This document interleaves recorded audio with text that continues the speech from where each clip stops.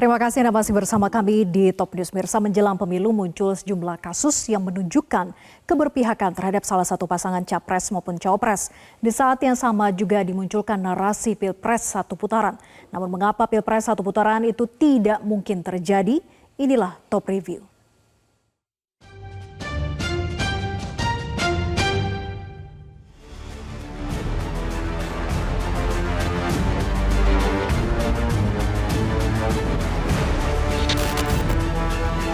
Inilah detik-detik pencopotan baliho Prabowo Gibran yang menutupi sebagian billboard Welcome to Batam.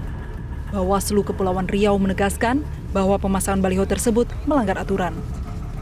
Kita sesuai dengan PKPU dan juga regulasi yang sudah KPU tetapkan tentang zona yang diperbolehkan untuk memasang alat peraga kampanye itu tidak sesuai dengan apa yang dipasang saat ini. Di pihak lain, tim hukum TKD Prabowo Gibran menyatakan harusnya Bawaslu bersurat terlebih dahulu kepada TKD sebelum penurunan paksa dilakukan. Sebab baliho tersebut dipasang setelah mendapat izin dari pemerintah Kota Batam. Terkait daripada pemasangan baliho Prabowo Gibran di Welcome to Batam tersebut, kita dari tim TKD Prabowo Gibran Provinsi KP sudah melayangkan surat ke pemerintah Kota Batam dan kita sudah mendapatkan izin ya. Jadi sebelum kita melakukan pemasangan baliho tersebut, kita sudah mendapatkan izin. Sementara itu, sejumlah oknum pegawai Satuan Polisi Pamong Praja atau Satpol PP Kabupaten Garut, Jawa Barat secara terang-terangan mendukung Gibran Rakabuming Raka sebagai calon wakil presiden RI. Aksi dukungan tersebut kemudian viral melalui video. Bismillahirrahmanirrahim. Assalamualaikum warahmatullahi wabarakatuh. Kami dari Forum Komunikasi Bantuan Polisi Pamong Praja Kabupaten Garut menyatakan Indonesia membutuhkan pemimpin muda di masa depan. Mas Gibran Rakabuming Raka. Terima kasih. Sebelumnya pada 29 Desember lalu, Presiden Jokowi bertemu perkumpulan aparatur desa seluruh Indonesia atau PAPDESI dan asosiasi pemerintahan desa lainnya. Pertemuan tersebut mendapat sorotan, pasalnya pertemuan digelar di tengah masa kampanye pemilu 2024. Ya, ini pertemuan sudah beberapa kali dengan unsur kepala desa dalam organisasi yang berbeda, juga menyusul asosiasi penyelenggara pemerintahan desa di rentang waktu politik yang luar biasa. Tidak lebih dari 1,5 bulan ya, kita akan menyambut hari pemilu dan sudah disampaikan membicarakan soal undang-undang pemerintahan desa atau undang-undang desa, revisinya. Pertanyaan besarnya, kenapa dibicarakan sekarang, sementara dalam 1 bulan ke depan tidak akan ada pembahasan soal undang-undang desa, karena ini masa kampanye. Dalam konteks kampanye itulah kemudian kedatangan dan pertemuan ini dipertanyakan. Jangan-jangan pertemuan ini adalah bagian untuk konsolidasi pemenangan calon tertentu.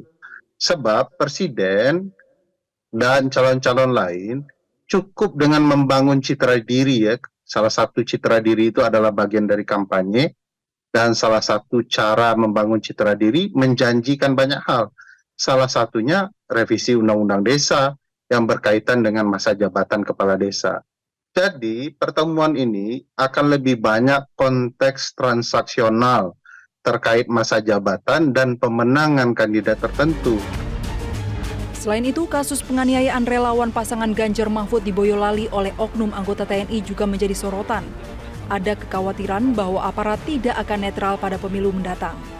Saya lihat kecenderungan Presiden Jokowi untuk benar-benar mengamankan kemenangan pasangan calon nomor 2 ini begitu tinggi karena keinginannya untuk melanjutkan kebijakan-kebijakan ekonominya dilanjutkan oleh pasangan 02 dan itu berimplikasi secara politik terhadap netralitas kelembagaan TNI dan juga Polri. Serangkaian peristiwa menjelang pemilihan umum itu lantas dikaitkan dengan narasi pemilu satu putaran. TKN Prabowo Gibran memang mengincar kemenangan satu putaran pada pemilu. Tentu bagi kami harus terus bekerja keras untuk memastikan agar target kami tentu sebagaimana yang diketahui kami ingin satu putaran. Jika kasus-kasus yang muncul merupakan indikasi penghalalan segala cara untuk menang satu putaran, maka pemilu presiden dalam masalah serius. Namun hasil survei tidak menunjukkan indikasi pemilu presiden akan berlangsung satu putaran.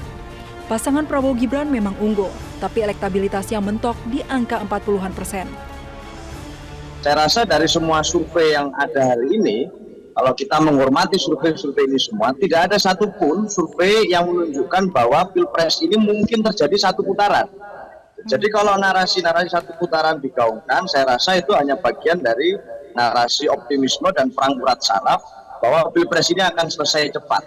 Nah, padahal sebenarnya kan rakyat berkehendak lain. Hari ini kita punya 3 pasangan calon dan dukungan rakyat tidak terpolar kepada salah satu kubu atau 2 kubu saja, tapi ada banyak alternatif dan hari ini narasi-narasi Pilpres ini menjadi penting untuk didiskusikan. Sehingga tidak mungkin kalau kita membaca data survei yang ada, itu Pilpres berlangsung satu putaran.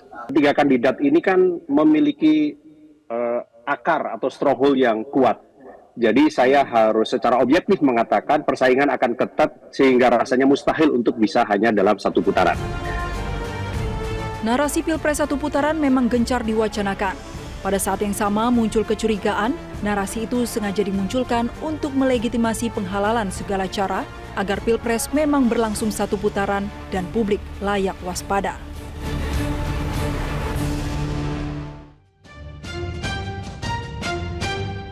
Jelajahi cara baru mendapatkan informasi. Download Metro TV Extend sekarang.